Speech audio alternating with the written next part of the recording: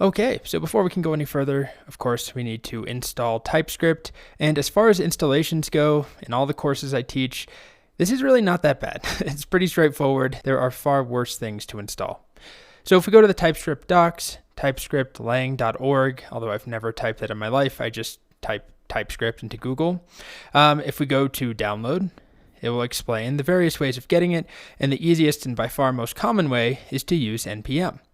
So in order to do that, of course, we're going to need to have Node and really npm installed. So hopefully you have some experience working with npm. It's pretty straightforward.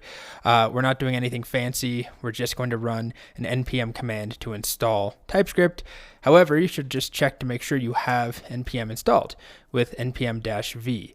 And if you don't have it installed, well, we can install it. If you go to nodejs.org, I'll also have a link in the description. Just click on whatever platform download you need. So I'm on a Mac, and then I'll just get the recommended for most users version. We'll just click that. I already have it installed, but you open up the installer, and it's very simple. It's like one click. You don't have to do anything except follow the instructions and say OK. So when that finishes, open a new terminal window, type npm-v, and you should see some number. You don't want to see command not found. So now that we have npm, or if you already had npm, it's time to install TypeScript.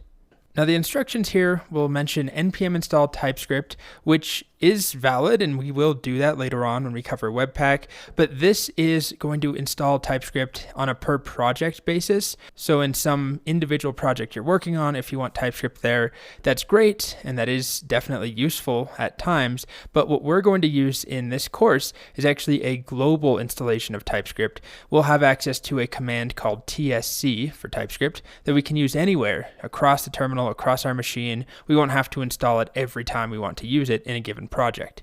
So we're going to run npm install -g for global TypeScript. It's really the only difference, that -g flag. So I've already done this. I think I can do it again, but it's just going to tell me you already have that. What are you doing? npm install -g TypeScript. And there we go. And we can check our work by doing a tsc-v. And we should see some version of TypeScript here. 4.7, 4. Whatever it is in the future. Hello, future people.